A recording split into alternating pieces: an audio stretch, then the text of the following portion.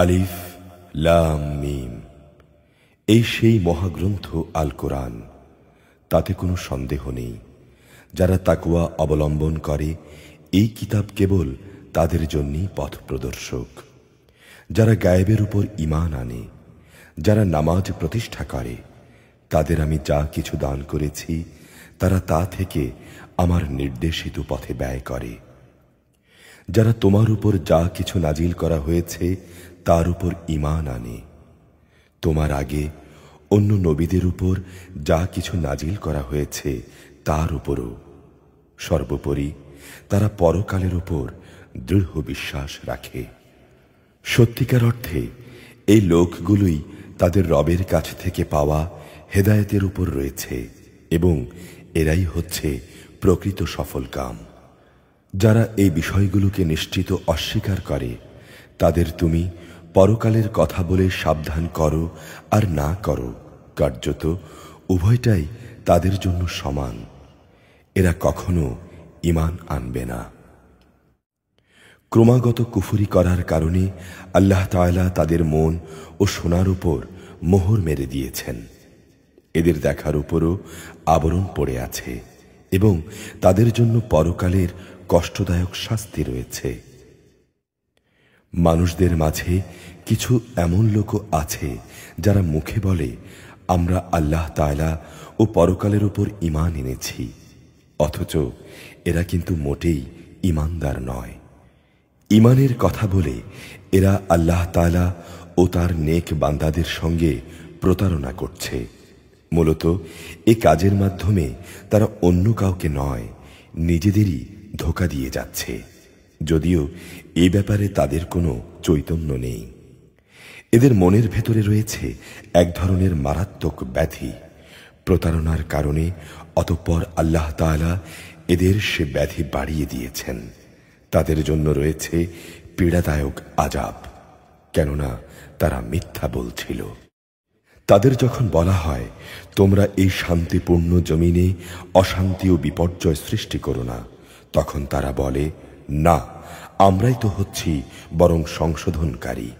জেনে রেখো এরাই হচ্ছে আসল বিপর্যয় সৃষ্টিকারী, কিন্তু তারা বিষয়টা বোঝে না।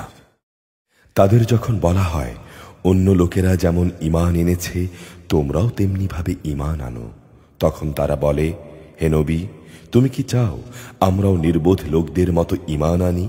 জেনে রেখো আসল নির্বোধ হচ্ছে এরা নিজেরাই, যদিও তারা এই কথাটা জানে না। মুনাফিকদের অবস্থা হচ্ছে তারা যখন ঈমানদারদের সঙ্গে মিলিত হয় তখন বলে আমরা ঈমান এনেছি, আবার যখন একাকী তাদের শয়তানদের সঙ্গে মিলিত হয় তখন বলে আমরা অবশ্যই তোমাদের সঙ্গে আছি। ঈমানের কথা বলে ওদের সাথে আমরা ঠাট্টা করছিলাম মাত্র। মূলত আল্লাহ তাআলাই তাদের সঙ্গে ঠাট্টা করে যাচ্ছেন। আল্লাহ তাআলা তাদের অবকাশ দিয়ে রেখেছেন, তারা তাদের বিদ্রোহে উদ্ভ্রান্তের ন্যায় ঘুরে বেড়াচ্ছে। এরা জেনে বুঝে হেদায়েতের বিনিময়ে গোমরাহি কিনে নিয়েছে। তাদের এই ব্যবসাটা কিন্তু মোটেই লাভজনক হয়নি এবং এরা সঠিক পথের অনুসারীও নয়। এদের উদাহরণ হচ্ছে সে হতভাগ্য ব্যক্তির মতো যে অন্ধকারে আগুন জ্বালাতে চাইল। যখন তা তার গোটা পরিবেশটাকে আলোকোজ্জ্বল করে দিল তখন হঠাৎ করে আল্লাহ তাআলা তাদের কাছ থেকে আলোটুকু ছিনিয়ে নিলেন এবং তাদের তিনি এমন অন্ধকারে ফেলে রাখলেন যে তারা কিছুই দেখতে পাচ্ছে না। এদের অবস্থা হচ্ছে এরা কানেও শোনে না, চোখেও দেখে না, মুখ দিয়ে কথাও বলতে পারে না।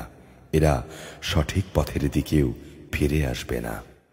অথবা এদের উদাহরণ হচ্ছে আসমান থেকে নেমে আসা বৃষ্টির মতো। এর মাঝে রয়েছে অন্ধকার, মেঘের গর্জন ও বিদ্যুতের চমক। বিদ্যুতের গর্জন ও মৃত্যুর ভয়ে এরা নিজেদের কানে নিজেদের আঙুল ঢুকিয়ে রাখে। আল্লাহ তাআলা কিন্তু কাফেরদের সকল দিক থেকেই ঘিরে রেখেছেন। মনে হচ্ছে এখনই বিদ্যুৎ এদের চোখকে নিষ্প্রভ করে দেবে। এই অবস্থায় আল্লাহ তাআলা যখন এদের জন্য একটু আলো জ্বালিয়ে দেন তখন এরা তার মধ্যে চলতে থাকে। আবার যখন তিনি তাদের উপর অন্ধকারে চাপিয়ে দেন তখন এরা একটু থমকে দাঁড়ায়, অথচ আল্লাহ তাআলা চাইলে তাদের শোনার ও দেখার ক্ষমতা ছিনিয়ে নিতে পারতেন। নিশ্চয়ই আল্লাহ তাআলা সবকিছুর উপর ক্ষমতাবান। হে মানুষ, তোমরা তোমাদের রবের ইবাদত করো, যিনি তোমাদের এবং তোমাদের আগে যারা ছিল তাদের সবাইকে পয়দা করেছেন। আশা করা যায় তোমরা তাকওয়া অর্জন করতে পারবে। তিনি সেই মহান রব যিনি জমিনকে তোমাদের জন্য শয্যা বানালেন, আসমানকে বানালেন ছাদ এবং আসমান থেকে পানি পাঠালেন। তা দিয়ে তিনি নানা প্রকারের ফলমূল উৎপাদন করে তোমাদের জীবিকার ব্যবস্থা করলেন। অতঃপর তোমরা জেনে বুঝে এই সব কাজে কাউকে আল্লাহ তাআলার সমকক্ষ বানিও না। আমি আমার বান্দার উপর যে কিতাব নাজিল করেছি তার সত্যতার ব্যাপারে যদি তোমরা কোনো সন্দেহে থাকো, তাহলে যাও তার মতো করে একটি সূরা তোমরা রচনা করে নিয়ে এসো। আল্লাহ তাআলা ছাড়া তোমাদের আর যেসব বন্ধু বান্ধব রয়েছে প্রয়োজনে তাদেরও ডাকো, যদি তোমরা সত্যবাদী হও। আর তোমরা যদি তা করতে না পারো, এবং এটা জানা কথাই যে তোমরা তা কখনোই করতে পারবে না, তাহলে তোমরা জাহান্নামের সেই কঠিন আগুনকে ভয় করো, যার ইন্ধন হবে মানুষ ও পাথর। এটা প্রস্তুত করে রাখা হয়েছে তাদের জন্যে যারা আল্লাহ তাআলাকে অস্বীকার করে। যারা এই কিতাবের উপর ঈমান এনেছে এবং নেক আমল করেছে, হে নবী, তাদের তুমি সুসংবাদ দাও। তাদের জন্য রয়েছে এমন এক জান্নাত যার নিচ দিয়ে ঝর্ণা প্রবাহিত হতে থাকবে। যখনই তাদের জান্নাতের কোনো একটি ফল দেয়া হবে, তখনই তারা বলবে, এই ধরনের ফল ইতিপূর্বে তো আমাদের দেয়া হয়েছিল। তাদের মূলত এই ধরনের জিনিসই সেখানে দেয়া হবে। তাদের জন্যে আরও সেখানে থাকবে পবিত্র সহধর্মী ও সহধর্মিণী, এবং তারা সেখানে অনন্তকাল ধরে অবস্থান করবে। নিঃসন্দেহে আল্লাহ তাআলা মশা কিংবা তার চাইতে ওপরে যা কিছু আছে তার উদাহরণ দিতেও লজ্জাবোধ করেন না। যারা আল্লাহর কথায় বিশ্বাস স্থাপন করে তারা জানে এ সত্য তাদের মালিকের পক্ষ থেকেই এসেছে। আর যারা আগে সত্য অস্বীকার করেছে তারা একে না মানার অজুহাত দিতে গিয়ে বলে, আল্লাহ তাআলা এ উদাহরণ দিয়ে কি বোঝাতে চান? আসলে একই জিনিস দিয়ে অনেক লোককে তিনি গোমরাহ করলেও বহু লোককে তিনি আবার এ দিয়ে হেদায়েতের পথও দেখান। আর কতিপয় পাপাচারী ব্যক্তি ছাড়া তা দিয়ে অন্য কাউকে তিনি পথভ্রষ্ট করেন না। অপরদিকে যারা আল্লাহর ফরমান মেনে চলার প্রতিশ্রুতি দেওয়ার পর তা ভঙ্গ করে, ব্যক্তি ও সমাজে আল্লাহ তাআলা যেসব সম্পর্ককে মজবুত করতে বলেছেন তা তারা ছিন্ন করে, সর্বোপরি জমিনে অহেতুক বিপর্যয় সৃষ্টি করে, এরাই হচ্ছে আসল ক্ষতিগ্রস্ত। তোমরা আল্লাহকে কিভাবে অস্বীকার করবে অথচ তোমরা ছিলে মৃত? তিনি তোমাদের জীবন দিয়েছেন, পুনরায় তিনি তোমাদের মৃত্যু দেবেন, অতঃপর তিনিই আবার তোমাদের জীবন দান করবেন এবং তোমাদের একদিন তাঁর কাছেই ফিরিয়ে নেওয়া হবে। তিনি সেই মহান সত্তা যিনি এই পৃথিবীর সবকিছু তোমাদের জন্য তৈরি করেছেন। অতঃপর তিনি আসমানের দিকে মনোনিবেশ করলেন এবং সেগুলোকে 7 আসমানে বিন্যস্ত করলেন। তিনি সবকিছু সম্পর্কে সম্যক অবগত রয়েছেন। হে নবী, স্মরণ করো যখন তোমার রব ফেরেশতাদের বললেন, আমি পৃথিবীতে আমার খলিফা বানাতে চাই। তারা বলল, তুমি কি সেখানে এমন কাউকে খলিফা বানাতে চাও যে সেখানে বিপর্যয় সৃষ্টি করবে এবং স্বার্থের জন্যে এরা রক্তপাত করবে? আমরাই তো তোমার প্রশংসা সহকারে তোমার তসবিহ পড়ছি এবং প্রতিনিয়ত তোমার পবিত্রতা বর্ণনা করছি। তিনি বললেন, আমি যা জানি তোমরা তা জানো না। আল্লাহ তাআলা অতঃপর আদমকে প্রয়োজনীয় সব জিনিসের নাম শিখিয়ে দিলেন। পরে তিনি সেগুলো ফেরেশতাদের কাছে পেশ করে বললেন, তোমরা যদি তোমাদের আশঙ্কার ব্যাপারে সত্যবাদী হও তাহলে তোমরা আমাকে এ নামগুলো বলো তো। ফেরেশতারা বলল, হে আল্লাহ, তুমি পবিত্র, আমাদের তো এর বাইরে কিছুই জানা নেই। যা তুমি আমাদের শিক্ষা দিয়েছ, তুমিই একমাত্র জ্ঞানী, একমাত্র কুশলী। আল্লাহ তাআলা এবার আদমকে বললেন, তুমি তাদের কাছে তাদের নামগুলো বলে দাও। অতঃপর আদম তাদের সামনে তাদের নামগুলো যখন বলে দিল, তখন আল্লাহ তাআলা বললেন, আমি কি তোমাদের বলিনি আমি আসমান সমূহ ও জমিনের যাবতীয় গায়ব সম্পর্কে জানি, এবং তোমরা যা কিছু প্রকাশ করো আর যা কিছু গোপন করো আমি তাও জানি। আমি যখন ফেরেশতাদের বললাম, তোমরা আদমের জন্য সেজদা করো, অতঃপর তারা আল্লাহর আদেশে সেজদা করল, শুধু ইবলিস ছাড়া। সে সেজদা করতে অস্বীকার করল, সে অহংকার করল এবং সে নাফরমানদের দলে শামিল হয়ে গেল। আমি বললাম, হে আদম, তুমি এবং তোমার স্ত্রী পরম সুখে এই বেহেশতে বসবাস করতে থাকো, এবং এখান থেকে যা তোমাদের মন চায় তাই তোমরা স্বাচ্ছন্দ্যের সঙ্গে আহার করো। তোমরা এই গাছটির কাছেও যেও না, গেলে তোমরা দুজনই সীমা লঙ্ঘনকারীদের মধ্যে শামিল হয়ে যাবে। অতঃপর শয়তান সেখান থেকে তাদের উভয়ের পদস্খলন ঘটালো। তারা উভয়ের বেহেশতের যেখানে ছিল সেখান থেকে সে তাদের বের করেই ছাড়ল। আমি তাদের বললাম, তোমরা একজন আরেকজনের দুশমন হিসেবে এখান থেকে নেমে পড়ো। তোমাদের পরবর্তী বাসস্থান হচ্ছে পৃথিবী। সেখানে একটি নির্দিষ্ট সময় পর্যন্ত তোমাদের জন্য জীবনের যাবতীয় উপকরণ থাকবে। অতঃপর আদম তার মালিকের কাছ থেকে হেদায়েত সম্বলিত কিছু বাণী পেল। আল্লাহ তাআলা তার উপর ক্ষমা পরবশ হলেন। অবশ্যই তিনি বড় মেহেরবান ও ক্ষমাশীল। আমি তাদের বললাম, তোমরা সবাই এবার এখান থেকে নেমে যাও, তবে যেখানে যাবে সেখানে আমার পক্ষ থেকে তোমাদের কাছে অবশ্যই হেদায়েত আসবে। অতঃপর যে আমার হেদায়েত মেনে চলবে তাদের কোনো ভয় নেই, তাদের কোনো প্রকার উৎকণ্ঠিত হতে হবে না। আর যারা সে হেদায়েত অস্বীকার করবে এবং আমার আয়াতসমূহকে মিথ্যা প্রতিপন্ন করবে, তারা হবে জাহান্নামের বাসিন্দা, তারা সেখানে চিরদিন থাকবে। হে বনি ইসরাইল জাতি, তোমাদের উপর আমি যেসব নিয়ামত দিয়েছি তোমরা সেগুলো স্মরণ করো। আমার আনুগত্যের প্রতিশ্রুতি তোমরা পূর্ণ করো। আমিও এর বিনিময়ে তোমাদের দুনিয়ার শান্তি ও আখিরাতের পুরস্কারের প্রতিশ্রুতি পূর্ণ করব, এবং তোমরা একমাত্র আমাকেই ভয় করো। আমি মুহাম্মদের কাছে যা নাজিল করেছি তোমরা এর উপর ঈমান আনো। তোমাদের কাছে যা কিছু আছে তা তার সত্যায়নকারী। তোমরা কিছুতেই এর প্রথম অস্বীকারী হয়ো না, এবং সামান্য মূল্যে আমার আয়াতসমূহকে বিক্রি করো না। তোমরা শুধু আমাকেই ভয় করো।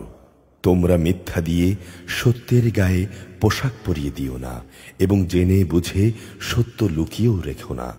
তোমরা নামাজ প্রতিষ্ঠা করো, যাকাত আদায় করো। যারা আমার সামনে অবনত হয়ে রুকু করে তোমরাও তাদের সঙ্গে রুকু করো। তোমরা কি মানুষদের ভালো কাজের আদেশ করো এবং বাস্তবায়নের সময় নিজেদের কথা ভুলে যাও, অথচ তোমরা সবাই কিতাব পড়ো, কিন্তু কিতাবের এই কথাটি তোমরা কি বোঝো না? হে ঈমানদার ব্যক্তিরা, তোমরা সবর ও নামাজের মাধ্যমে আল্লাহর কাছে সাহায্য চাও। নিষ্ঠার সাথে নামাজ প্রতিষ্ঠা করা অবশ্যই কঠিন কাজ, কিন্তু যারা আল্লাহকে ভয় করে তাদের কথা আলাদা। তাদের সবাইকে তাঁর কাছেই ফিরে যেতে হবে। হে বনি ইসরায়েল জাতি, তোমরা আমার সেই নেয়ামতের কথা স্মরণ করো যা আমি তোমাদের দান করেছি। নেয়ামত হিসেবে আমি অবশ্যই তোমাদের সৃষ্টিকুলের উপর প্রাধান্য দিয়েছি। হে ঈমানদার ব্যক্তিরা, তোমরা সে দিনটিকে ভয় করো যেদিন একজন আরেকজনের কোনোই কাজে আসবে না। একজনের কাছ থেকে আরেকজনের পক্ষে কোনো সুপারিশও গ্রহণ করা হবে না। মুক্তির জন্যে কারো কাছ থেকে কোনো মুক্তিপণ নেওয়া হবে না, না তাদের সেদিন কোনো সাহায্য করা হবে।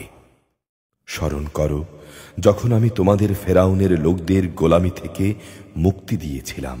তারা নিকৃষ্ট ধরনের শাস্তি দ্বারা তোমাদের যন্ত্রণা দিত। তারা তোমাদের পুত্র সন্তানদের হত্যা করত এবং তোমাদের মেয়েদের তারা জীবিত রেখে দিত তোমাদের মালিকের পক্ষ থেকে। এতে তোমাদের জন্য বড় একটা পরীক্ষা নিহিত ছিল। স্মরণ করো যখন আমি তোমাদের জন্য সমুদ্রকে বিভক্ত করে দিয়েছিলাম, অতঃপর আমি তোমাদের সমূহ মৃত্যুর হাত থেকে বাঁচিয়ে দিয়েছিলাম এবং আমি ফেরাউন ও তার দলবলকে সমুদ্রে ডুবিয়ে দিয়েছিলাম, আর তা তো তোমরা নিজেরাই প্রত্যক্ষ করছিলে। স্মরণ করো যখন মূসাকে আমি বিশেষ কাজের জন্য 40 রাত সময় নির্ধারণ করে দিলাম, তারপর তোমরা একটি বাছুরকে মাবুদ রূপে গ্রহণ করে নিলে।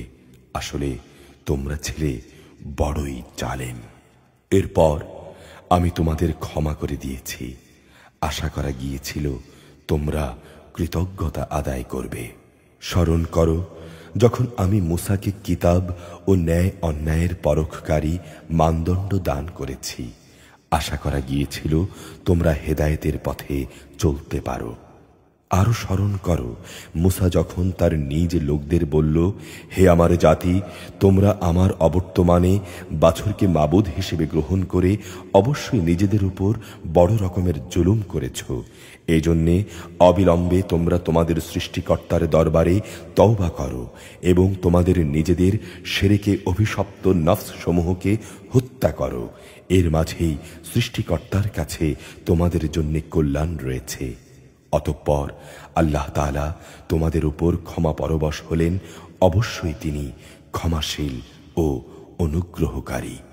তোমরা যখন বলেছিলে, হে মূসা, আমরা আল্লাহকে প্রত্যক্ষভাবে না দেখলে কখনো তার উপর ঈমান আনব না, তখন এর ধৃষ্টতার শাস্তি হিসেবে মুহূর্তের মধ্যেই বজ্রসম এক গজব তোমাদের উপর নিপতিত হল, আর তোমরা তার দিকে চেয়েই থাকলে। অতঃপর তোমাদের এই মৃত্যুর পর আমি তোমাদের পুনরায় জীবন দান করলাম। আশা করা গিয়েছিল তোমরা আমার কৃতজ্ঞতা আদায় করবে। আমি তোমাদের উপর মেঘের ছায়া দান করেছিলাম। মান এবং সালওয়া নামক খাবারও আমি তোমাদের উপর পাঠিয়েছিলাম। আমি বলেছিলাম, যেসব পবিত্র খাবার তোমরা খাও, যা আমি তোমাদের দিয়েছি, নিয়ামত অবজ্ঞা করে তারা আমার উপর কোনো জুলুম করেনি, বরং এর দ্বারা তারা নিজেরাই নিজেদের উপর জুলুম করেছে।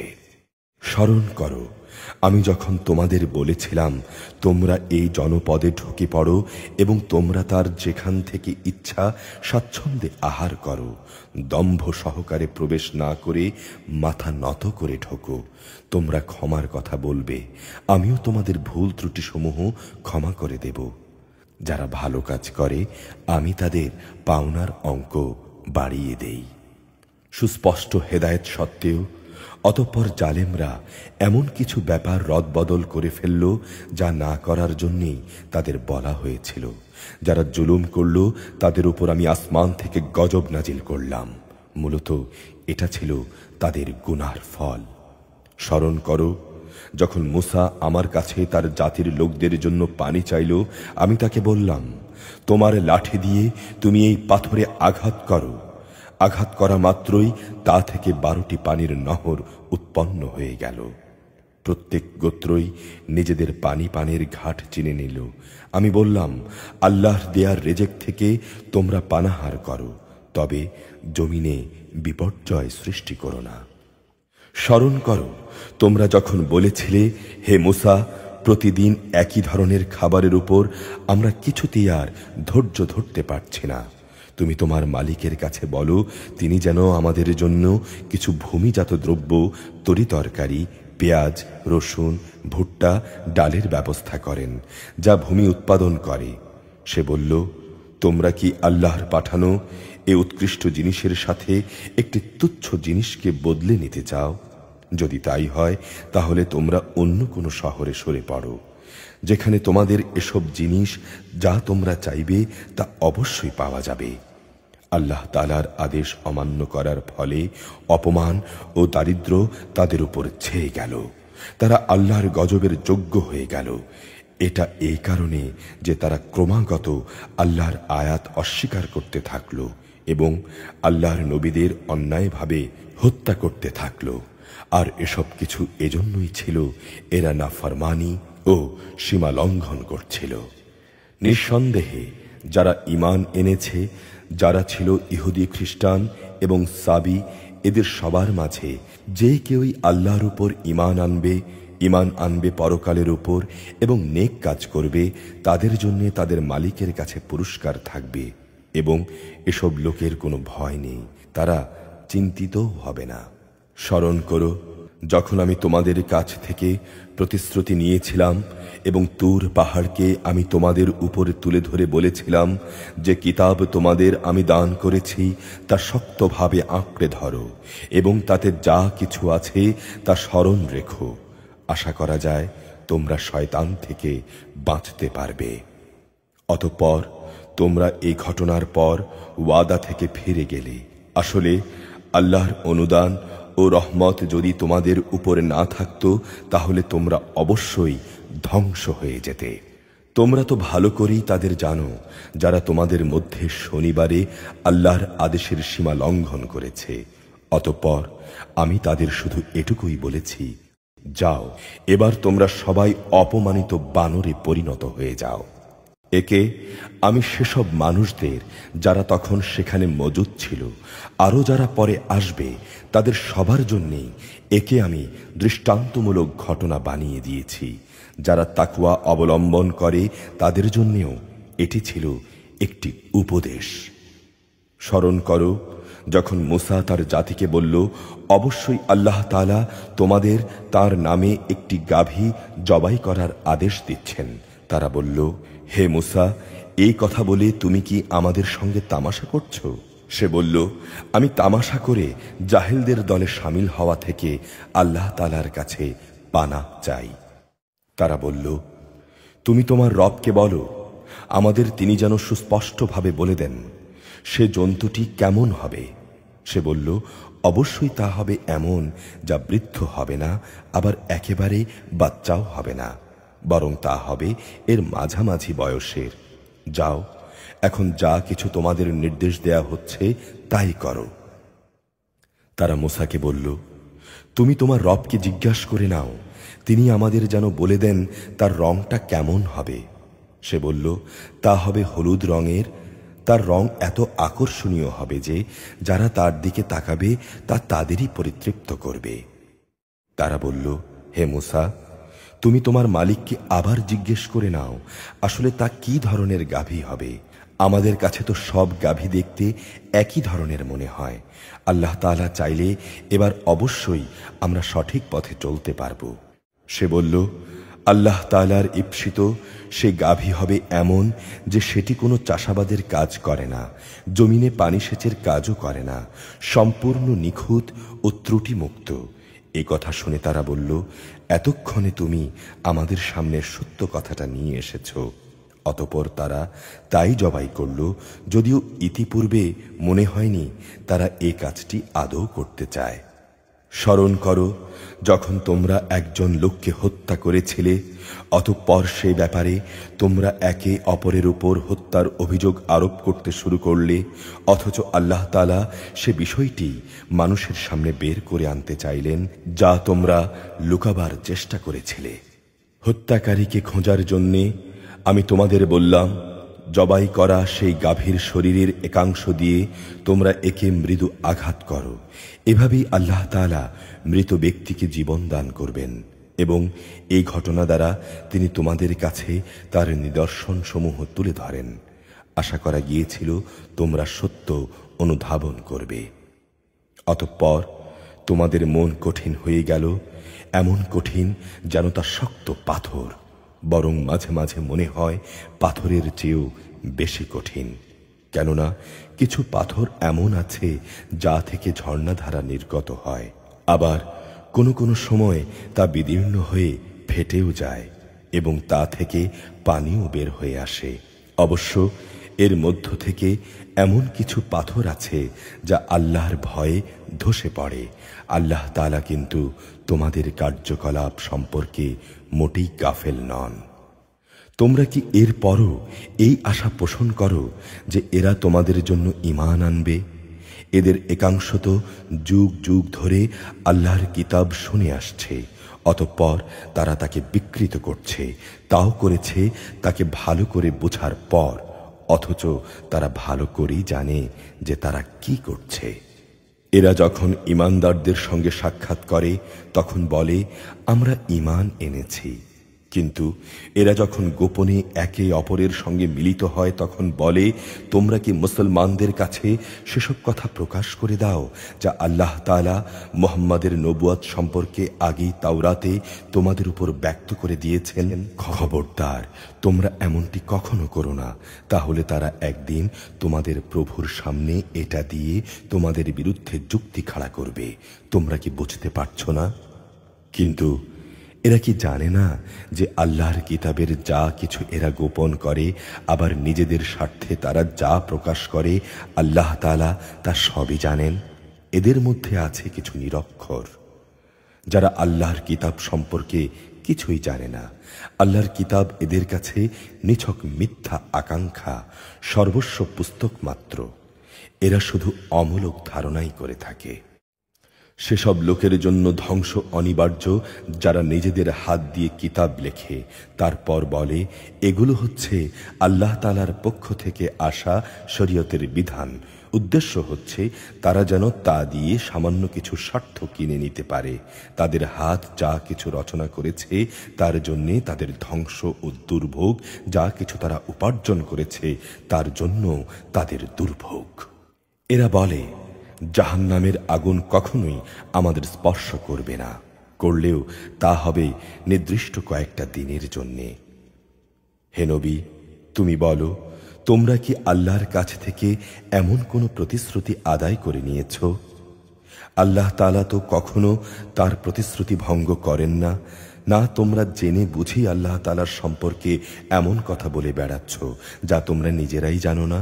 হ্যাঁ, যে ব্যক্তি পাপ কামিয়েছে এবং যাকে তার পাপ ঘিরে রেখেছে, এমন লোকেরাই তো হবে জাহান্নামের অধিবাসী। সেখানে তারা চিরদিন অবস্থান করবে। আবার যারা আল্লাহ তাআলার উপর ঈমান আনবে এবং নেক কাজ করবে, তারা বেহেশতবাসী হবে। তারা সেখানে চিরদিন থাকবে। স্মরণ করো, যখন আমি বনী ইসরাইলদের কাছ থেকে এই মর্মে প্রতিশ্রুতি নিয়েছিলাম যে তোমরা আল্লাহ তাআলা ছাড়া অন্য কারো ইবাদত করবে না এবং মাতা পিতার সাথে সৎ ব্যবহার করবে, আত্মীয় স্বজন এতিম মিসকিনদের সঙ্গে ভালো ব্যবহার করবে, মানুষদের সঙ্গে সুন্দরভাবে কথা বলবে, নামাজ প্রতিষ্ঠা করবে, যাকাত প্রদান করবে। অতঃপর তোমাদের মধ্যে সামান্য কিছু সংখ্যক লোক ছাড়া অধিকাংশই এই প্রতিশ্রুতি থেকে ফিরে গেছ। এভাবেই তোমরা মুখ ফিরিয়ে নিয়েছিলে। তোমাদের কাছ থেকে আমি এই প্রতিশ্রুতিও নিয়েছিলাম যে তোমরা তোমাদের কারো রক্তপাত করবে না এবং নিজেদের লোকদের তাদের ঘর বাড়ি থেকে উচ্ছেদ করবে না। অতঃপর তোমরা তা স্বীকারও করে নিয়েছিলে। তোমরা তো নিজেরাই এ সাক্ষ্য দিচ্ছ। তারপর এই হচ্ছ তোমরা নিজেদের হত্যা করতে লাগলে। তোমাদের এক দলকে তোমরা তাদের ভিটে মাটি থেকে বিতাড়িত করে দিতে লাগলে। অন্যায় এবং জুলুম দ্বারা তোমরা তাদের কাজের উপর তাদের পৃষ্ঠপোষকতা করতে থাকলে। শুধু তাই নয়, কোনো লোক যুদ্ধবন্দী হয়ে তোমাদের কাছে এলে তোমরা তাদের জন্য মুক্তিপণ দাবি করো, অথচ তাদের ঘর বাড়ি থেকে উচ্ছেদ করাটাই ছিল তোমাদের উপর অবৈধ কাজ এবং আল্লাহ তাআলাকে দেয়া প্রতিশ্রুতির সুস্পষ্ট লঙ্ঘন। তোমরা কি আল্লাহর কিতাবের একাংশ বিশ্বাস করো এবং আরেক অংশ অবিশ্বাস করো? সাবধান, কখনো যদি কোনো জাতি কিংবা ব্যক্তি দ্বীনের অংশ বিশেষের উপর ঈমান আনয়নের এ আচরণ করে, তাদের শাস্তি এছাড়া আর কি হবে যে পার্থিব জীবনে তাদের লাঞ্ছনা ভোগ করতে হবে, পরকালেও তাদের কঠিনতম আযাবের দিকে নিক্ষেপ করা হবে। তোমরা যা করছো, আল্লাহ তাআলা সেসব কিছু থেকে মোটেও উদাসীন নন। বস্তুত এ লোকেরা আখিরাতের স্থায়ী জীবনের বিনিময়ে দুনিয়ার অস্থায়ী জীবন খরিদ করে নিয়েছে।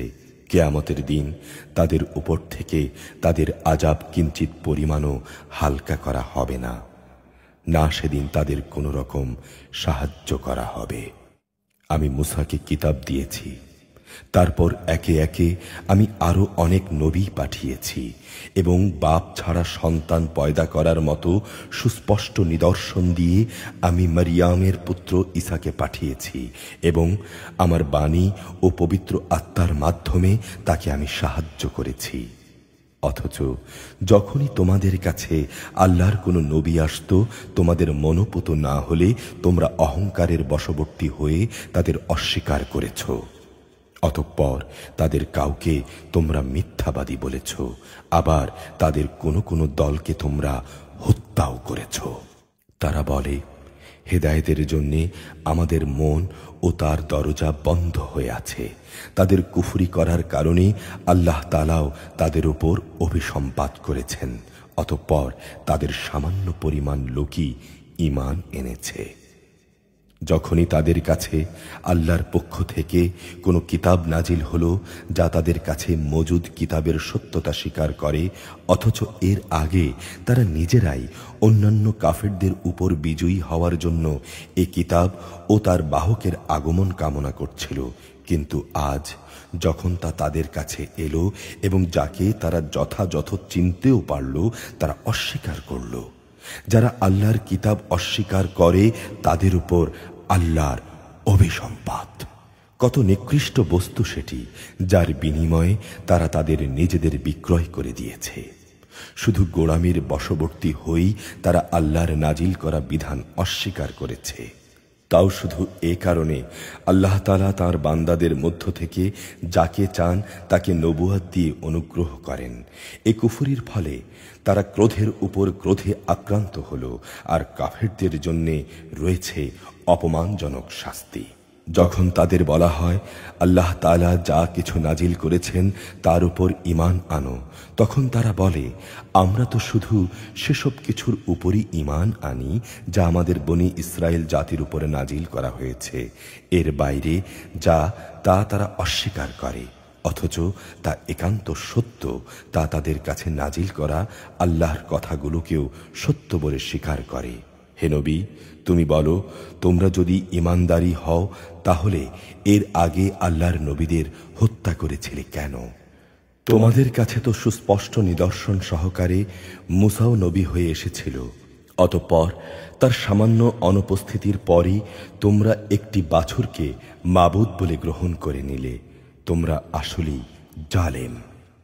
স্মরণ করো, যখন আমি তোমাদের কাছ থেকে একটি প্রতিশ্রুতি আদায় করেছিলাম। তোমাদের মাথার উপর তুর পাহাড় তুলে ধরে আমি বলেছিলাম, যা কিছু বিধি বিধান আমি তোমাদের দিয়েছি তা শক্ত করে আঁকড়ে ধরো এবং আমার কথাগুলো শোনো। এর জবাবে তারা মুখে তো বলল, হ্যাঁ, আমরা তোমার কথা শুনেছি, কিন্তু বাস্তবে তা অস্বীকার করে তারা বলল, আমরা তা অমান্য করলাম।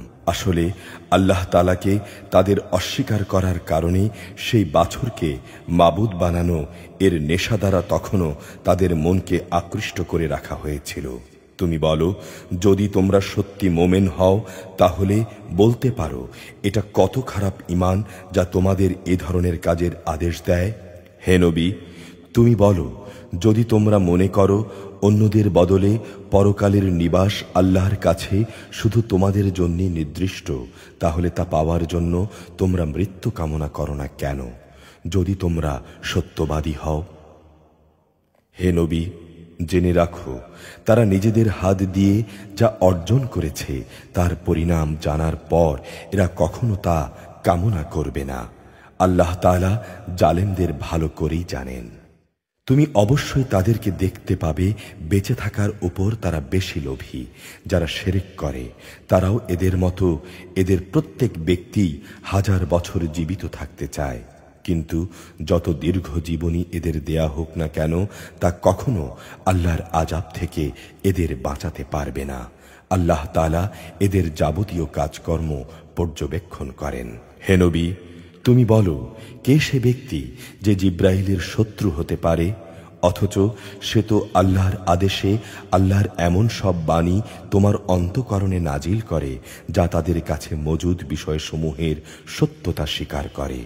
আসলে এ গ্রন্থ হচ্ছে মোমেনদের জন্য হেদায়েত ও সুসংবাদ।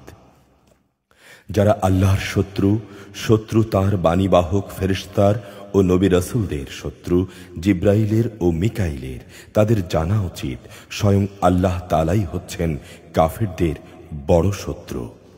অবশ্যই আমি তোমার কাছে সুস্পষ্ট নিদর্শন সমূহ পাঠিয়েছি। পাপী ব্যক্তিরা ছাড়া তাকে কেউই অস্বীকার করতে পারে না।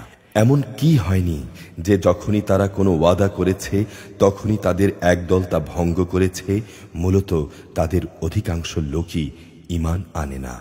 যখনই তাদের কাছে আল্লাহর পক্ষ থেকে কোনো নবী আসে এবং যে তাদের কাছে আগের কিতাবে যেসব কথা মজুদ রয়েছে তার সত্যতা স্বীকার করে, তখনই সেই আগের কিতাব যাদের দেয়া হয়েছে তাদের একটি দল আল্লাহর পূর্ববর্তী কিতাবের কথাগুলোকে এমনভাবে তাদের পেছনের দিকে ফেলে দেয় যেন তারা এই ব্যাপারে কিছুই জানে না। এর সঙ্গে জাদু মন্ত্রের এমন কিছু জিনিসও এরা অনুসরণ করতে শুরু করল যা শয়তানরা সুলাইমান নবী এর রাজত্বের সময় করত। সত্যি কথা হচ্ছে, সুলাইমান কখনো জাদু ব্যবহার করে আল্লাহকে অস্বীকার করেনি, বরং তাকে অস্বীকার তো করেছে সেসব অভিশপ্ত শয়তান যারা মানুষকে জাদু মন্ত্র শিক্ষা দিয়েছে।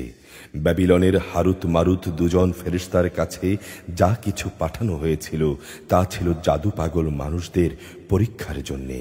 আল্লাহর সেই দুইজন ফেরেশতা কাউকে ততক্ষণ পর্যন্ত এ বিষয়ের শিক্ষা দিত না যতক্ষণ পর্যন্ত তারা এই কথাটা তাদের বলে না দিত যে আমরা হচ্ছি আল্লাহর পরীক্ষা মাত্র। অতএব কোনো অবস্থায় তুমি এ বিদ্যা দিয়ে আল্লাহ তাআলাকে অস্বীকার করো না। এ সত্ত্বেও তারা তাদের কাছ থেকে এমন কিছু বিদ্যা শিখে নিয়েছিল যা দিয়ে এরা স্বামী স্ত্রীর মাঝে বিচ্ছেদের সৃষ্টি করত, যদিও আল্লাহর ইচ্ছা ছাড়া কেউ কারো সামান্যতম ক্ষতিও সাধন করতে পারে না। তারা মূলত এমন কিছু শিখে যা তাদের কারো উপকার যেমন করতে পারে না, তেমনি তা তাদের কোনো ক্ষতিও করতে পারে না। তারা ভালো করেই এটা জেনে নিল যে শ্রম ও অর্থ দিয়ে যা তারা কিনে নিয়েছে পরকালে তার কোনো মূল্য নেই। তারা নিজেদের জীবনের পরিবর্তে যা ক্রয় করে নিয়েছে তা সত্যিই নিকৃষ্ট। কত ভালো হতো যদি তারা কথাটা জানত। তারা যদি আল্লাহর উপর ঈমান আনত এবং তাকওয়া অবলম্বন করত, তাহলে আল্লাহর পক্ষ থেকে তারা উৎকৃষ্টতম পুরস্কার পেত। কত ভালো হতো যদি তারা এটা অনুধাবন করত। হে ঈমানদার ব্যক্তিরা, ধৃষ্টতার সাথে কখনো বলো না, হে নবী তুমি আমাদের কথা শোনো, বরং তার দৃষ্টি আকর্ষণ করতে হলে বলো, হে নবী আমাদের প্রতি লক্ষ্য করো। তোমরা সর্বদা তার কথা শুনবে। মনে রাখবে, যারা তার কথা অস্বীকার করে তাদের জন্য অত্যন্ত বেদনাদায়ক শাস্তি রয়েছে। আসলে এই আহলে কিতাব এবং যারা শিরক করে তারা কেউই এটা পছন্দ করে না যে তোমার কাছে তোমার মালিকের পক্ষ থেকে ভালো কিছু নাজিল হোক, কিন্তু আল্লাহ তাআলা যাকে চান তাকেই তার অনুগ্রহে নবুয়তের জন্য বেছে নেন। আল্লাহ তাআলা অত্যন্ত অনুগ্রহশীল। আমি যখন কোনো আয়াত বাতিল করে দেই কিংবা বিশেষ কারণে মানুষদের তা ভুলিয়ে দিতে চাই, তখন তার জায়গায় তার চেয়ে উৎকৃষ্ট কিংবা তারই মতো কোনো আয়াত এনে হাজির করি। তুমি কি জানো না আল্লাহ তাআলা সব কিছুর উপর ক্ষমতাবান? তুমি কি জানো না আসমান সমূহ ও জমিনের সার্বভৌমত্ব একমাত্র আল্লাহ তাআলার জন্যে নির্দিষ্ট। আল্লাহ তাআলা ছাড়া তোমাদের কোনো বন্ধু নেই, নেই কোনো সাহায্যকারীও। তোমরা কি তোমাদের নবীর কাছে সেই ধরনের উদ্ভট প্রশ্ন করতে চাও যেমনি তোমাদের আগে মুসাকে প্রশ্ন করা হয়েছিল? কেউ যদি ঈমানকে কুফরির সাথে বদল করে নেয় তাহলে সেই ব্যক্তি সোজা পথ থেকে গোমরাহ হয়ে যাবে। আহলে কিতাবদের অনেকেই বিদ্বেষের কারণে ঈমানের বদলে তোমাদের আবার সেই কুফরিতে ফিরিয়ে নিতে চাইবে। এমনকি সত্য তাদের কাছে স্পষ্ট হয়ে যাওয়ার পরও তারা এ পথ থেকে বিরত হবে না। অতএব তাদের ব্যাপারে আল্লাহ সিদ্ধান্ত আসা পর্যন্ত তোমরা ক্ষমার নীতি অবলম্বন করো এবং তাদের সাথে ভালো ব্যবহার করো। অবশ্যই আল্লাহ তাআলা সব কিছুর উপর ক্ষমতাবান। তোমরা নামাজ প্রতিষ্ঠা করো এবং জাকাত আদায় করো। এর মাধ্যমে যেসব নেকি তোমরা আল্লাহর কাছে অগ্রিম পাঠাবে তার কাছে গিয়ে এর সবই তোমরা মজুদ পাবে। তোমরা যা কিছুই করো আল্লাহ তাআলা অবশ্যই এর সব কিছু দেখতে পান। তারা বলে, ইহুদি কিংবা খ্রিস্টান ছাড়া আর কেউই বেহেশতে প্রবেশ করবে না। আসলে এগুলো তাদের একটা মিথ্যা কল্পনা। হে নবী, তুমি বলো, যদি তোমরা সত্যবাদী হও তাহলে তোমাদের দলিল প্রমাণ নিয়ে এসো। হ্যাঁ, যে ব্যক্তি সৎ কর্মশীল হয়ে আল্লাহর সামনে নিজের সত্তাকে সমর্পণ করে দেবে তার জন্যে তার মালিকের কাছে এর বিনিময় থাকবে। তাদের কোনো ভয় ভীতি নেই, আর না তারা সেদিন চিন্তান্বিত হবে। ইহুদিরা বলে, খ্রিস্টানরা কোনো কিছুর উপরই প্রতিষ্ঠিত নয়। খ্রিস্টানরা বলে, ইহুদিরাও কোনো কিছুর উপর প্রতিষ্ঠিত নয়, অথচ এরা উভয়ই কিতাব পাঠ করে। এভাবেই যারা আদৌ কিতাবের কোনো কিছুই জানে না এমন লোকেরা আবার এদের উভয়ের সম্পর্কে তাদের কথার মতো এই একই ধরনের কথা বলে। তারা যে বিষয় মতবিরোধ করছে আল্লাহ তাআলা শেষ বিচারের দিনে সে বিষয়ে তাদের মাঝে মীমাংসা করে দেবেন। তার চেয়ে বড় জালেম আর কে আছে, যে ব্যক্তি আল্লাহর ঘর মসজিদে তার নাম স্মরণ করতে বাধা দেয় এবং তার ধ্বংস সাধনে সচেষ্ট হয়। এই ধরনের লোকদের তো তাতে ঢোকা শোভনীয়ই নয়।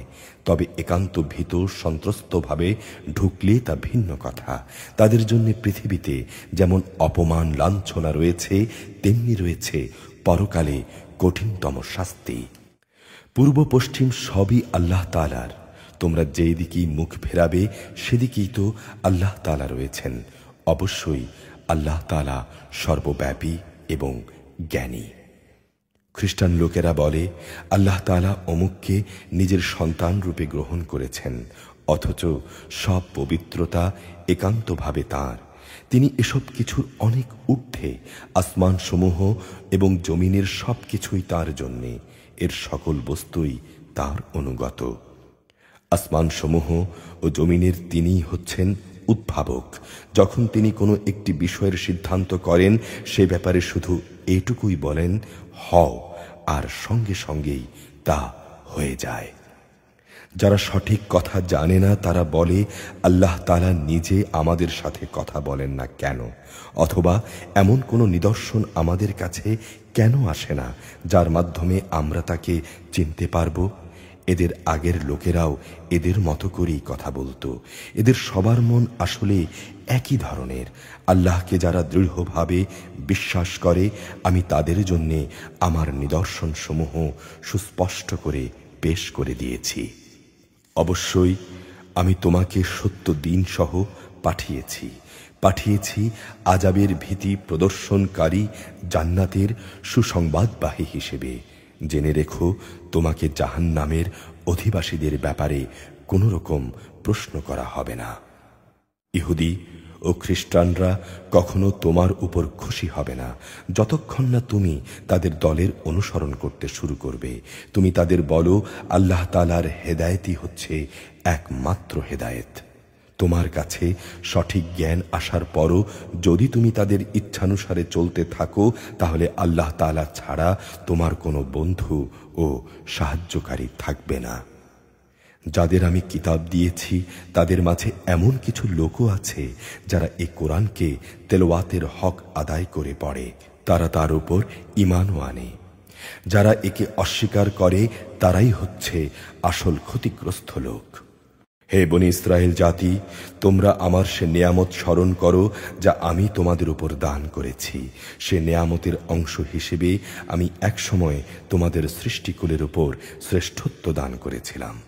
তোমরা সে দিনটিকে ভয় করো যেদিন একজন মানুষ আরেকজনের কোনোই কাজে আসবে না, না সেদিন তার কাছ থেকে কোনো রকম বিনিময় নেওয়া হবে। এদের পক্ষে অন্যের সুপারিশও সেদিন কোনো উপকারে আসবে না। সেদিন এসব লোকদের কোনো রকম সাহায্য করা হবে না। স্মরণ করো যখন ইব্রাহিমকে তার রব কতিপয় বিষয়ে তার আনুগত্যের পরীক্ষা নিলেন, অতঃপর সে তা পুরোপুরি পূরণ করল। আল্লাহ তাআলা বললেন, আমি তোমাকে মানব জাতির জন্য নেতা বানাতে চাই। সে বলল, আমার ভবিষ্যৎ বংশধররাও কি নেতা হিসেবে বিবেচিত হবে? আল্লাহ তাআলা বললেন, আমার এ প্রতিশ্রুতি জালেমদের কাছে পৌঁছবে না। স্মরণ করো, আমি যখন মানুষদের মিলনস্থল ও নিরাপত্তার কেন্দ্র হিসেবে কাবা ঘর নির্মাণ করেছিলাম, আমি তখন তাদের আদেশ দিয়েছিলাম, তোমরা ইব্রাহিমের দাঁড়ানোর স্থানটিকে নামাজের স্থান হিসেবে গ্রহণ করো। আমি ইব্রাহিম ও ইসমাইলকে আদেশ দিয়েছিলাম যেন তারা আমার ঘর কাবাকে হজ ও উমরার তাওয়াফকারীদের জন্যে, আল্লাহর ইবাদতে আত্মনিয়োগকারীদের জন্যে, সর্বোপরি তার নামে রুকু সেজদাকারীদের জন্যে পবিত্র করে রাখে।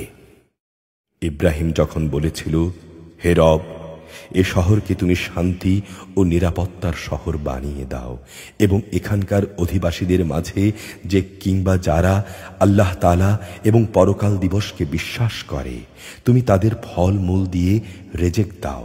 আল্লাহ তাআলা বললেন, হ্যাঁ, যে ব্যক্তি আমাকে অস্বীকার করবে তাকেও আমি অল্প কয়েকদিন জীবনের উপকরণ উপভোগ করাতে থাকব। অতঃপর আমি ধীরে ধীরে তাদের আগুনের আযাবের জন্য বাধ্য করব, যা সত্যি বড় নিকৃষ্টতম স্থান। ইব্রাহিম ও ইসমাইল যখন এই ঘরের ভিত্তি উঠাচ্ছিল, তখন তারা আল্লাহর কাছে দোয়া করল, হে আমাদের রব, আমরা যে উদ্দেশ্যে এই ঘর নির্মাণ করেছি তা তুমি আমাদের কাছ থেকে কবুল করো। অবশ্যই তুমি সব কিছু জানো এবং সব কিছু শোনো। তারা আরো বলল, হে আমাদের রব, আমাদের উভয়কে তুমি তোমার অনুগত মুসলিম বান্দা বানাও এবং আমাদের পরবর্তী বংশধরদের মাঝ থেকেও তুমি তোমার একদল অনুগত বান্দা বানিয়ে দাও। হে মালিক, তুমি ইবাদতের আনুষ্ঠানিক নিয়ম নীতি সমূহ আমাদের দেখিয়ে দাও এবং তুমি আমাদের উপর দয়া পরবশ হও। অবশ্যই তুমি তাওবা কবুলকারী ও পরম দয়ালু।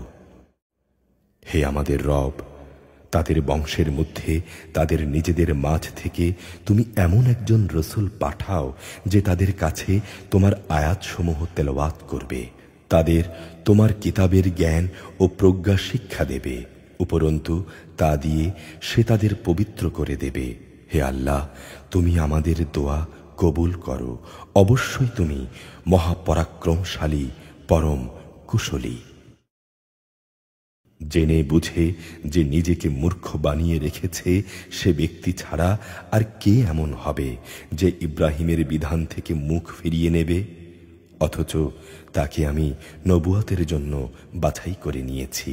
শেষ বিচারের দিনে সে অবশ্যই নেক লোকদের মধ্যে শামিল হবে।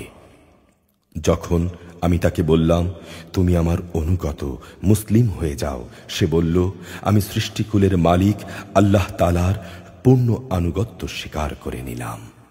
যে পথ ইব্রাহিম নিজের জন্য বেছে নিল, সেই পথে চলার জন্য সে তার সন্তান সন্ততিকেও ওসিয়ত করে গেল। ইয়াকুবও তার সন্তানদের ওসিয়ত করে বলল, হে আমার সন্তানরা, নিশ্চয়ই আল্লাহ তাআলা তোমাদের জন্য এই দিনকে পছন্দ করে দিয়েছেন।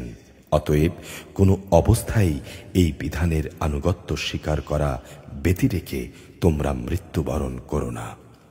হে ইহুদি জাতি, তোমরা কি তখন সেখানে উপস্থিত ছিলে যখন ইয়াকুবের সামনে তার মৃত্যু এসে হাজির হলো এবং সে যখন তার ছেলে মেয়েদের বলল, আমার মৃত্যুর পর তোমরা কার ইবাদত করবে? তারা বলল, আমরা অবশ্যই তোমার মাবুদ, তোমার পূর্বপুরুষ ইব্রাহিম, ইসমাইল ও ইসহাকের মাবুদের ইবাদত করব। এই মাবুদ হচ্ছেন একক, আমরা তো তারই সামনে আত্মসমর্পণকারী।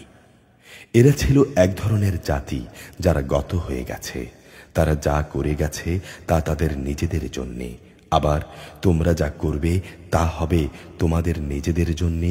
তারা যা কিছু করেছিল সে ব্যাপারে তোমাদের কিছুই জিজ্ঞেস করা হবে না।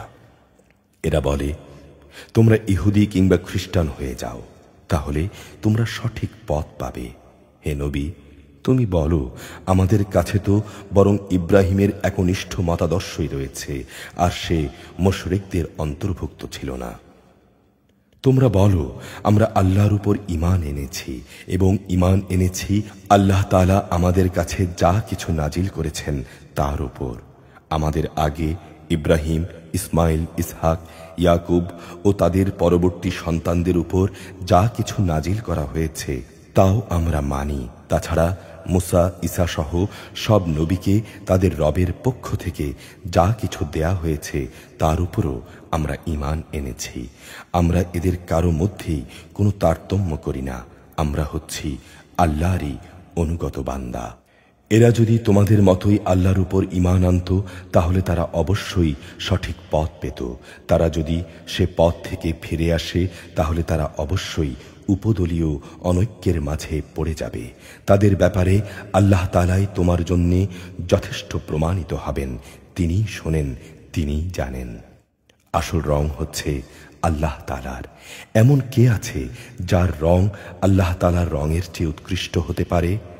আমরা তো তাঁরই ইবাদত করি। হে নবী, তুমি বলো, তোমরা কি স্বয়ং আল্লাহ তাআলার ব্যাপারেই আমাদের সাথে বিতর্কে লিপ্ত হতে চাও, অথচ তিনি যেমন আমাদের রব তেমনি তিনি তোমাদেরও রব। আমাদের কাজ আমাদের জন্যে আর তোমাদের কাজ তোমাদের জন্যে। আমরা সবাই তাঁর আনুগত্যের ব্যাপারে নিষ্ঠাবান। অথবা তোমরা কি এই কথা বলতে চাও যে ইব্রাহিম, ইসমাইল, ইসহাক, ইয়াকুব ও তাদের বংশধররা সবাই ছিল ইহুদি কিংবা খ্রিস্টান? হে নবী, তুমি বলে দাও, এই ব্যাপারে তোমরা বেশি জানো না আল্লাহ তাআলা বেশি জানেন? যদি কোনো ব্যক্তি তার কাছে মজুদ আল্লাহর কাছ থেকে আগত সাক্ষ্য প্রমাণ গোপন করে তাহলে তার চেয়ে বড় জালেম আর কে হতে পারে? আল্লাহ তাআলা কিন্তু তোমাদের কাজকর্মের ব্যাপারে মোটেই গাফেল নন। এরা ছিল এক ধরনের সম্প্রদায় যারা গত হয়ে গেছে। তারা যা করে গেছে তা তাদের জন্যে, আর তোমাদের কর্মফল হবে তোমাদের জন্যে। তারা যা কিছু করছিল সে ব্যাপারে তোমাদের কিছু জিজ্ঞাসা করা হবে না। কেবলা বদলের পর মানুষদের ভেতর থেকে কিছু মূর্খ লোক অচিরেই বলতে শুরু করবে, এ কি হলো এদের? এতদিন তারা তাদের যে কেবলার উপর প্রতিষ্ঠিত ছিল, আজ হঠাৎ করে কিসে তাদের সেদিক থেকে ফিরিয়ে দিল? হে নবী, তুমি বলো, পূর্ব পশ্চিম সবই আল্লাহ তাআলার জন্যে। তিনি যাকে ইচ্ছা তাকে সঠিক পথে পরিচালিত করেন। যেভাবে আমি তোমাদের হেদায়েত দিয়েছি সেভাবেই আমি তোমাদের এক মধ্যপন্থী উম্মতে পরিণত করেছি, যেন তোমরা দুনিয়ার অন্যান্য মানুষদের উপর হেদায়েতের সাক্ষী হয়ে থাকতে পারো এবং রসুলও তোমাদের উপর সাক্ষী হয়ে থাকতে পারে। যে কেবলার উপর তোমরা এতদিন প্রতিষ্ঠিত ছিলে, আমি তা এ উদ্দেশ্যে নির্ধারণ করেছিলাম যাতে করে আমি এই কথাটা জেনে নিতে পারি তোমাদের মধ্যে কে রসুলের অনুসরণ করে আর কে তার অনুসরণ থেকে ঘাড় ফিরিয়ে নেয়। তাদের উপর এটা ছিল কঠিন পরীক্ষা। অবশ্য আল্লাহ তাআলা যাদের হেদায়েত দান করেছেন তাদের কথা আলাদা। আল্লাহ তাআলা এমন নন যে তিনি তোমাদের ঈমান বিনষ্ট করবেন। অবশ্যই আল্লাহ তাআলা মানুষদের সাথে বড় দয়ালু ও একান্ত মেহেরবান। কেবলা পরিবর্তনের জন্য বারবার আকাশের দিকে তোমার মুখ ওঠানো আমি দেখতে পেয়েছি। অতঃপর আমি তোমাকে অবশ্যই এমন এক কেবলার দিকে ফিরিয়ে দিচ্ছি যেটাকে তুমি পছন্দ করো। এখন থেকে তুমি এই মর্যাদা সম্পন্ন মসজিদের দিকে তোমার মুখ ফিরিয়ে নামাজ আদায় করতে থাকবে। তোমরা যেখানেই থাকো না কেন তোমাদের মুখমণ্ডলগুলোকে সেদিকেই ফিরিয়ে দেবে। এসব লোক যাদের আগে কিতাব দেয়া হয়েছিল তারা ভালো করেই জানে এই ব্যাপারটা তোমার মালিকের পক্ষ থেকে আসা সম্পূর্ণ একটা সত্য ঘটনা। এ সত্ত্বেও তারা এর সাথে যে আচরণ করে যাচ্ছে আল্লাহ তাআলা তা থেকে মোটেই অনবহিত নন। ইতিপূর্বে যাদের কিতাব দেয়া হয়েছে তাদের সামনে যদি তুমি দুনিয়ার সব কয়টি প্রমাণও এনে হাজির করো, তারপরও এরা তোমার কেবলার অনুসরণ করবে না, আর এরপর তুমিও তাদের কেবলার অনুসরণকারী হতে পারো না। তাছাড়া এদের এক দলও তো আরেক দলের কেবলার অনুসরণ করে না। আমার পক্ষ থেকে এই জ্ঞান তোমাদের কাছে পৌঁছার পর তুমি যদি তাদের ইচ্ছা আকাঙ্ক্ষা অনুসরণ করো তাহলে অবশ্যই তুমি জালেমদের দলে শামিল হয়ে যাবে। যাদের আমি কিতাব দান করেছি এরা তাকে ভালো করে চেনে, যেমনি এরা চেনে আপন ছেলেদের। অবশ্যই এদের একদল লোক সবসময় জেনে বুঝে সত্য গোপন করার চেষ্টা করে। হে নবী, এ হচ্ছে তোমার মালিকের পক্ষ থেকে আগত একমাত্র সত্য। অতঃপর কোনো অবস্থায় তুমি সন্দেহ পোষণকারীদের দলে সামিল হও না। প্রত্যেক জাতির জন্যই এবাদতের একটা দিক নির্দিষ্ট করা থাকে, যেদিকে সে মুখ করে দাঁড়ায়। তোমরা কল্যাণের কাজে একে অপরের সাথে প্রতিযোগিতা করো। তোমরা যেখানেই থাকো না কেন, কিয়ামতের দিন আল্লাহ তাআলা তোমাদের সবাইকে একই স্থানে এনে হাজির করবেন। অবশ্যই আল্লাহ তাআলা সবকিছুর উপর ক্ষমতাবান। তুমি যে কোনো স্থান থেকেই বেরিয়ে আসো না কেন, নামাজের জন্যে মসজিদে হারামের দিকে মুখ ফেরাও, কেননা এটাই হচ্ছে তোমার প্রভুর কাছ থেকে কেবলা সংক্রান্ত সঠিক সিদ্ধান্ত। আর আল্লাহ তাআলা তোমাদের কার্যাবলী সম্পর্কে মোটেই উদাসীন নন। হে নবী, যেদিক থেকেই তুমি বেরিয়ে আসবে নামাজের জন্যে, সেখান থেকেই মসজিদে হারামের দিকে মুখ ফিরিয়ে দাঁড়িয়ে যেও। এ সময় তুমি যেখানেই থাকো না কেন সেদিকে মুখ ফিরিয়ে নেবে, তাহলে প্রতিপক্ষের লোকদের কাছে তোমাদের বিরুদ্ধে দাঁড় করানোর মতো কোনো যুক্তি অবশিষ্ট থাকবে না। তাদের মধ্য থেকে যারা বাড়াবাড়ি করে তাদের কথা আলাদা। তোমরা এদের ভয় করো না, ভয় করো আমাকে, যাতে করে আমি তোমাদের উপর আমার নিয়ামত পূর্ণ করে দিতে পারি। আশা করা যায় তোমরা সঠিক পথের সন্ধান পেয়ে যাবে।